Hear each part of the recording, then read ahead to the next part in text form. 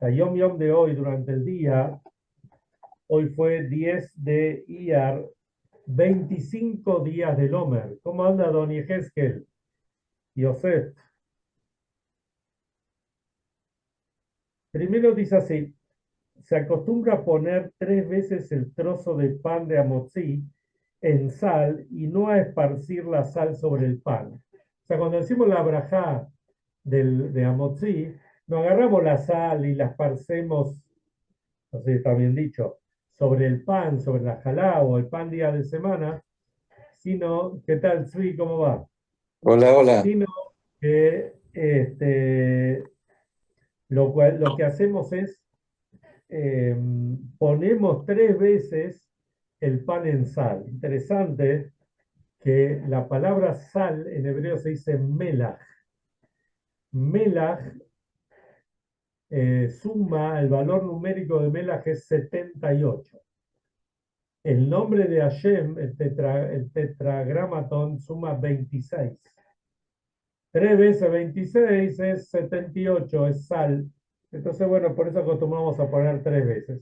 Interesante porque ahora en el Shiur vamos a ampliar un poquito más sobre esto, sobre lo que representa la mesa nuestra, nuestros alimentos. Y acá trae, voy a ir medio rápido,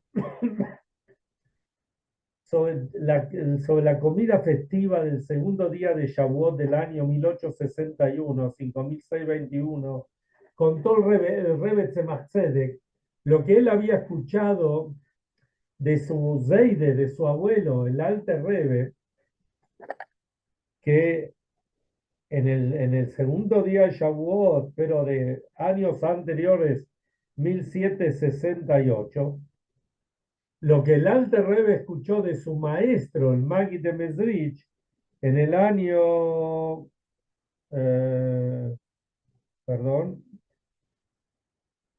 en 1861 fue el primero que dijo el Rebbe Tzemach Tzedek, que escuchó en 1795 lo que dijo el Maggid, lo que dijo el Alter Rebbe, que a su vez escuchó del Maggid en el año 1768, sobre el versículo que dice Usfartem Lahem, que decimos todos estos días de la cuenta del Omer. Dice Usfartem Lahem y contaréis para ustedes.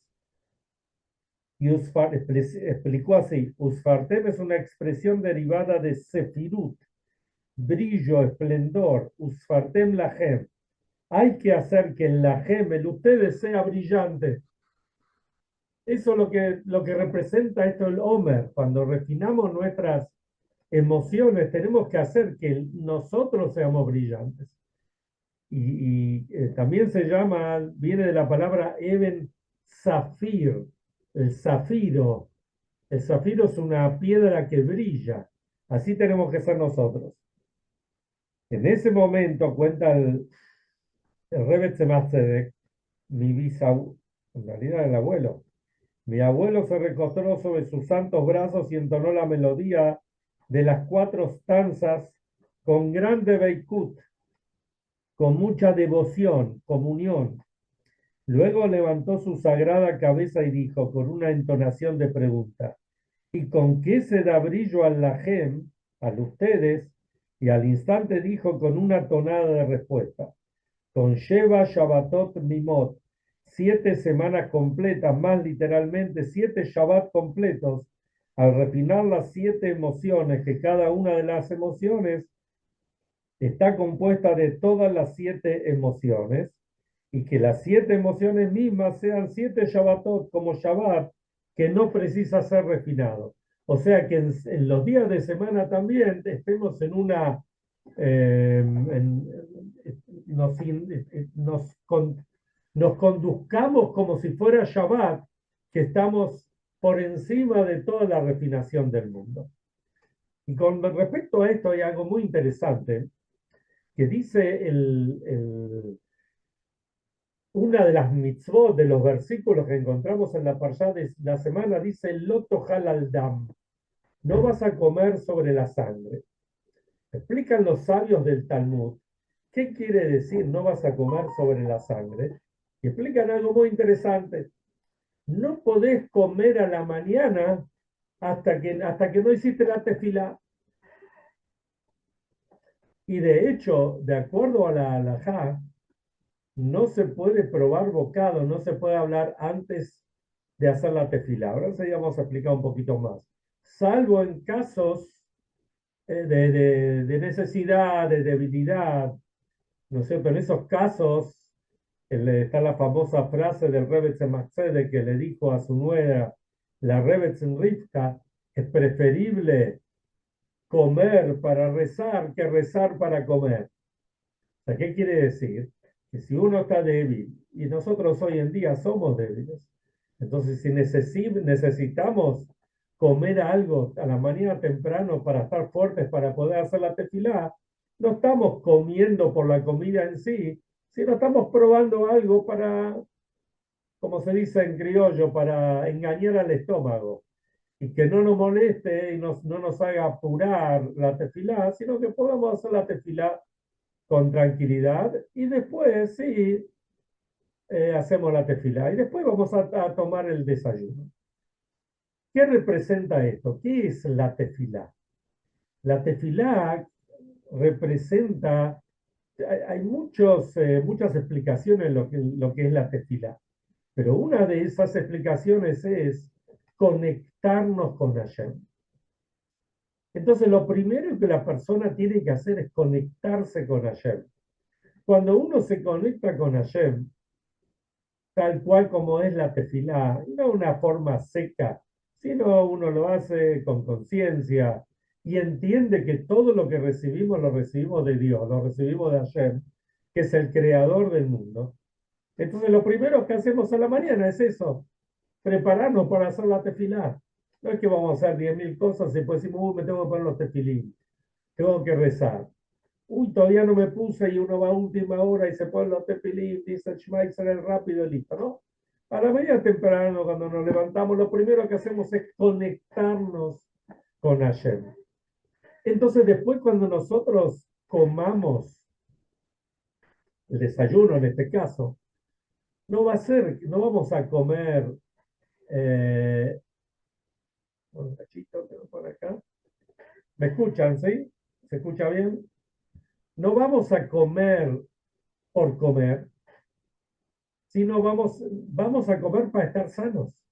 Como trae el Alter Rebbe en el Tania, la comida se transforma en nuestra sangre y va circulando por nuestra sangre y nos va nutriendo a cada parte del cuerpo, le da lo que tiene que dar y lo que nos sirve después lo evacuamos de alguna forma u otra.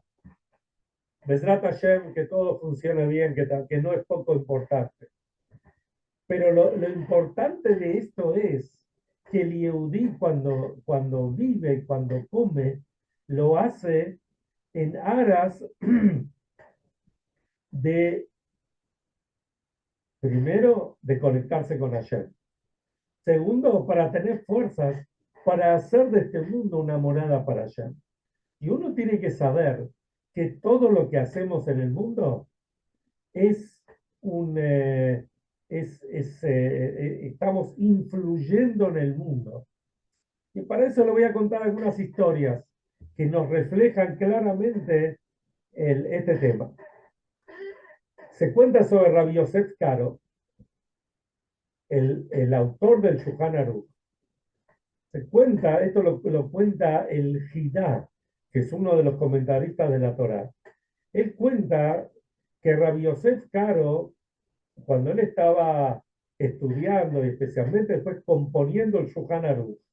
¿Qué es el Shulchan Aruch? El Shulchan Aruch es el código de leyes, es el compendio bien en la pequeña computadora que cada yehudí tiene para saber cómo tiene que conducirse. Hoy obviamente lo podemos cargar en nuestra máquina, en nuestra computadora, apretamos un botoncito y más fácil para salir.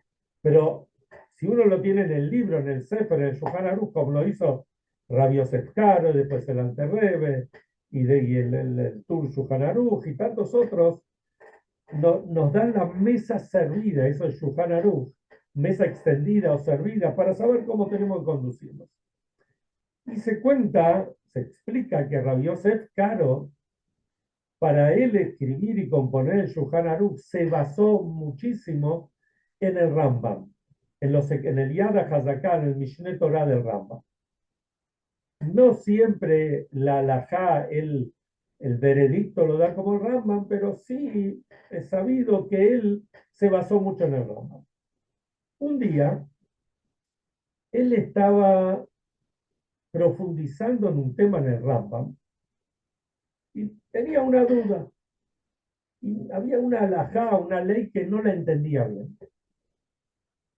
Entonces fue, buscó la Gemara y le tardó, no sé, horas y horas hasta que pudo encontrar la respuesta. Cuando encontró la respuesta, estaba tan feliz Rabbi Yosef Karo que fue al templo para Minjá y Arrit, para la tefilot de la tarde, y le empezó a contar a todo el mundo lo que le había pasado, lo feliz que estaba por haber encontrado la respuesta a su interrogante. Estaba feliz del estudio de la Torah. No Hasbe Shalom en forma de mandarse la parte, encontré la respuesta, sino una felicidad sincera por el logro que había tenido. Y quería compartir esta felicidad con los miembros de la comunidad, del Shil, del templo. En eso ve que hay un chico que está estudiando y él se acerca para escuchar lo que está estudiando, como hacen muchos de los grandes sabios, hacen así. Entonces está escuchando y el chico está estudiando la Gemara, estaba estudiando el Talmud, creo que era el Talmud. Y de repente se le presenta la misma pregunta que Rabbi Yosef Karo tenía. Entonces Rabbi Yosef Karo dijo, qué casualidad, ¿no? La misma pregunta. Pero este chico, ¿cómo va a llegar a la conclusión? ¿Cómo va a llegar a la respuesta? Y ve Rabbi Yosef Karo que el chico pregunta y hace como un análisis y en un minuto, chic-chac, saca la respuesta. Por un lado, Rabbi Yosef Karo estaba contento, que el chico este pudo sacar la respuesta enseguida. Pero por el otro lado, él se puso a pensar, ¿cómo puede ser que yo, con todo el estudio que tenía, y lo pensaba con sinceridad, no es que tenía un dolor porque el chico la sacó enseguida y a él le tardó un montón, sino con sinceridad pensaba, ¿cómo puede ser que este chico un tema muy difícil lo resolvió enseguida? He sabido que había un ángel, un malaj, un magit, que venía a estudiar con Rabbi Yosef Karo, un ángel celestial. Cuando se encontró con el ángel le preguntó, y escuchen bien la respuesta, le dijo, ¿cómo puede ser esto que el chico tuvo la respuesta rapidísimo, algo que sí sabido que era muy difícil? Rabbi Yosef Karo le explicó, perdón, el malaj, el ángel, el magit, le explicó a Rabbi Yosef Karo, sabelo, que una vez que vos encontraste la respuesta, no es simplemente que encontraste la respuesta para vos, sino que esta respuesta ya quedó en el mundo y ya se expande en el mundo, ya queda en el aire, en el espíritu del mundo, queda de una punta a la otra punta del mundo. Entonces, si alguien estudió esa Gemara o ese Rambam y recibió y se dio cuenta de lo difícil de esa pregunta, también le fue fácil resolverla, porque vos ya la resolviste.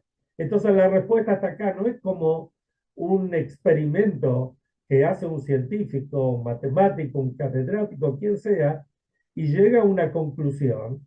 Entonces, pues, ¿cómo, hoy en día en el mundo, cómo se hace? Incluso con toda la tecnología.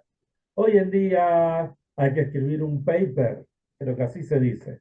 Y este paper hay que publicarlo en las revistas en los lugares, en las universidades más famosas del mundo. Y cuando los grandes catedráticos lo aprueban, entonces ahí recién esto se publica y se acepta y bueno, etcétera, etcétera. Pero en la parte espiritual no es así. En la parte espiritual, perdón, en la parte espiritual es vos ¿Entendiste un tema? Este tema ya queda en el ambiente, ya queda en el mundo. Vos fuiste aquella persona que Hashem designó, le dio la misión y le dio el zehut, le dio el privilegio para que esta nueva enseñanza esté en el mundo. Entonces otro cuando lo va a estudiar también la va a poder resolver mucho más rápido que vos, porque ya está en el mundo. Así también había uno que llamaba el Ralbag, otro grande de la Torá, que también explicó cuando alguien anda por la calle y hable algo y habla cuestiones de Torá y las dice, las pronuncia, esto también queda impregnado en el ambiente, lo vemos en el Ayom Yom, que cuando venga el Mashiach, uno de los Ayom Yom más famosos, dice cuando venga el Mashiach, la piedra que uno está caminando le va a decir a la persona, le va a decir, así dice, Bula, tonto, ¿cómo caminás arriba mío y no hiciste lo que tenías que hacer? ¿Con qué derecho caminaste por ahí hablando pavadas o pensando pavadas, como lamentablemente nos pasa? Y así también hay un maíz con Rabbi Haim Mibrisk. Rabbi Haim Mibrisk, que hay toda una dinastía de Rabanim, que hay toda incluso una forma de estudio de las yeshivot de Brisk, pero que era en Lituania. También tiene mucha relación con Chabad. Había ustedes saben que en New York hay una institución que se llama YU, Yeshiva University, es muy, muy famosa. El, el rector de creo que fue el fundador de Yeshiva University, fue el rabino Yosef Dov Soloveitchik, muy famoso los Soloveitchik, que incluso este Rav Soloveitchik cuando estuvo en Alemania estudió en la misma universidad que el Rebbe ahí en Berlín y después tuvo hasta los últimos días tuvo una relación muy muy cercana con el Rebbe, hasta tal punto que Rav Soloveitchik fue una vez al Fabrengen del Rebbe y el Rebbe interrumpió el Fabrengen y se acercó y lo saludó, lo hizo sentar al lado de él y después el Rebbe siguió con el Fabrengen. Y el Rav Soloveitchik, que ya estaba, parece un poquito débil, primero fue para estar un rato y se quedó horas en el Fabrengen, justamente por la amistad y por digamos, el placer que tenía estar ahí. Uno de los antepasados de Rav Soloveitchik, Rabbi Haim Brisk, tenía su yeshiva, la Brisker Yeshiva, y él, dentro de los grupos que había en la yeshiva, había un grupo que era de los destacados, eran todos genios. Y el Rav Haim daba un shiur a este grupo. Un día, mientras Rav Haim está dando el shiur, entonces viene uno de los sponsors, de los grandes sponsors de la yeshiva, vino a hablar con el Rav Haim y le vinieron a avisar. Entonces Rav Haim dijo, decirle que espere. Terminó el shiur, no sé, media hora después, y ahí lo fue a atender a esta persona, a este sponsor. Cuando terminaron de hablar, la persona esta le pregunta a Reb Haim, dígame Reb Haim, yo entiendo que no se puede hacer bitul Torah, no se puede interrumpir un estudio de la Torah, pero yo sé que el shiur que usted estaba dando era ante un público muy especial, todos genios de la Torah. Entonces, los podía haber dejado a ellos si usted venía a atenderme a mí. Pero no es que el tipo lo decía fastidiado, sino lo decía porque quería entender que si acaso eran todos genios de la Torah, ninguno iba a dejar de estudiar Torah. Entonces Reb Haim le dijo así, mira, tenés razón, si yo me hubiese ido en la mitad del shiur, seguro que ellos hubiesen seguido estudiando. Y era un nivel muy alto. Pero seguramente ese nivel hubiese sido un nivel más bajo, un poco más bajo del shiur que yo les estaba dando. Cuando uno da un shiur, este shiur influye en toda la atmósfera, en todo el mundo. Entonces puede ser que si el shiur estaba en el nivel más alto que puede estar, entonces aquellos yehudim en cualquier parte del mundo que se nutrían de de ese shiur, aunque no lo hayan escuchado, pero la atmósfera sí lo escuchó, entonces, obviamente, ellos lo reciben en un nivel inferior, porque no están capacitados para entenderlo. Pero también puede ser, o sea, le llegó, le hizo toda la explicación, cómo va bajando de nivel en nivel, hasta llegar a tal vez un nivel que alguien hasta pueda llegar al no recibir esa, digamos, esa bendición que queda en el mundo, a hacer algún pecado y muy grave. O sea, y así también dijo el Rebbe Rashab, que cuando uno estudia Torah y cuando uno hace una mitzvah, pero precisamente el estudio de la Torah, esto queda impregnado desde los niveles más altos del cielo hasta nuestros niveles más bajos. Hay una historia que cuenta el Talmud. Por ahí la escucharon, yo me acuerdo cuando era chico en el Heider, en la escuela donde yo estudié, a mi quizá le tocó representar, no sé, en la fiesta de fin de año, era chico, esta historia. En Yiddish se decía Haim, perdón, Hane mit die sieben Kinder, Hannah con los 7 hijos. Esto era la época, creo, del emperador romano, creo que era, incluso creo que están enterrados en Tzfat. Esta Hannah tenía 7 hijos. Y los llamó al emperador, el emperador romano los llamó a ellos y les dijo que, que se arrodillen ante una idolatría, si no los va a matar. Y así fueron pasando uno a uno los hijos y no se arrodillaban. Esto cuenta el Talmud, y el hombre, el emperador, lo Aleinu los mandó a matar. Entonces cuentan que cuando llegó el más chiquito, entonces el emperador le dijo, yo entiendo, porque la madre les había inculcado esto. Y estaba ahí la madre. Imagínense lo que es una madre ver cómo le están asesinando a los hijos, lo ha leído. Entonces sigue contando el Talmud.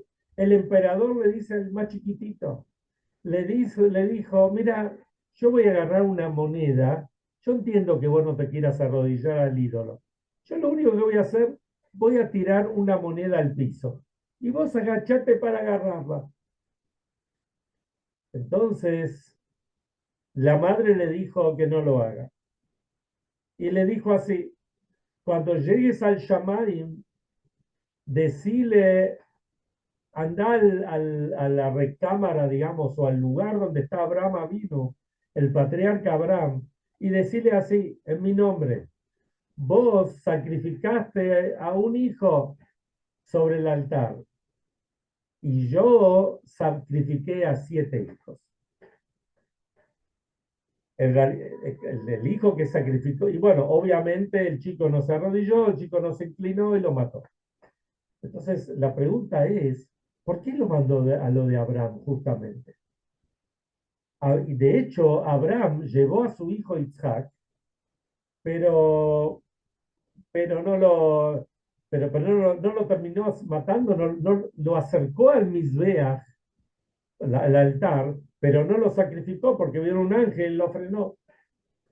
Entonces, ¿qué explicamos? Lo que venimos diciendo acá todo el tiempo, que cuando ya alguien imbuyó al mundo de cierta espiritualidad, esto nos queda para nosotros. Abraham estuvo dispuesto a sacrificar a su propio hijo, aunque al final no lo tuvo que sacrificar. Eso ya quedó para todos nosotros. Podría dar un montón de ejemplos, pero algo muy interesante en estos 1 o 2 minutos que nos queda. Encontramos también Moshe. Moshe cuando eligió al sucesor, dice la Torá, lo eligió a quién? A Yoshua. No eligió a sus hijos, no eligió bueno, el hermano ya había fallecido, no eligió a sus sobrinos, no eligió a Pinjas, no eligió a Lazar, no eligió a muchos otros. ¿Por qué justamente a Yoshua? La Torá dice y que Yoshua era Ish Asher Ruach Bo. Yoshua era una persona que estaba acá con los pies sobre la tierra, a pesar de los valores que tenía, porque estaba a la altura, dice que Moshe era como el sol y Yoshua era como la luna, que es el receptor directo del sol. Y fue el líder que ingresó a todo el pueblo de Israel, a la tierra de Israel. O sea, Yoshua, de los más grandes que hubo. Pero la cualidad que él tenía, Isha Sheruach Bo, él podía ver y sentir y percibir lo que era cada persona, entenderla y transmitirle lo que necesitaba. ¿Por qué? Porque esto es lo que tenemos en el mundo. En el mundo lo tenemos todo. Simplemente tenemos que agarrarlo, que entenderlo. Y para terminar, mientras estaba profundizando en este shiur, en esto, dije, me puse a pensar, Baruch Hashem, tuve el zehut, tuve el privilegio de estar en muchos Fabrengues del Rebbe.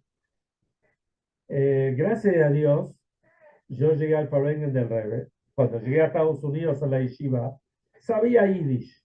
Y si bien, obviamente, no entendía todo lo que el Rebbe decía, ni siquiera, ni que hablar cuando hablaba con mucha profundidad. O sea, me costaba entender digamos, lo profundo que el Rebbe hablaba, pero yo me quedaba ahí.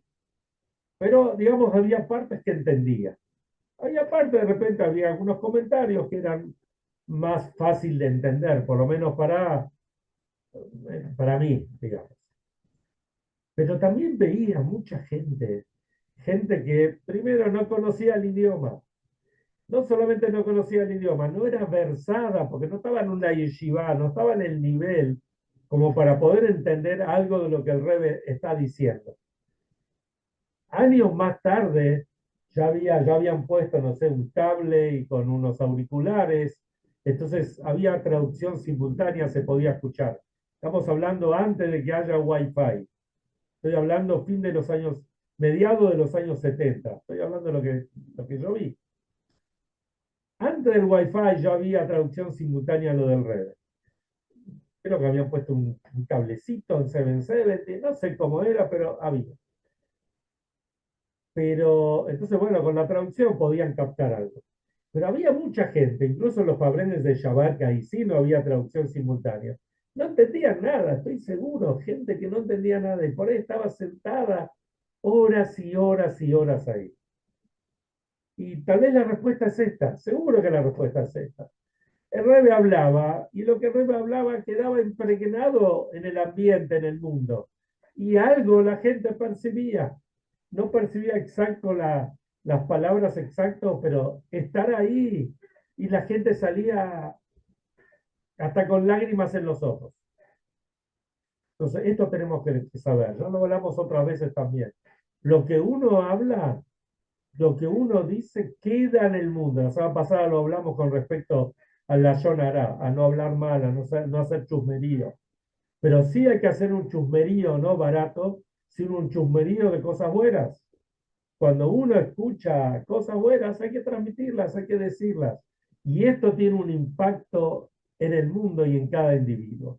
Y esto acerca mucho más la venida del Mashiach, que sea inmediatamente.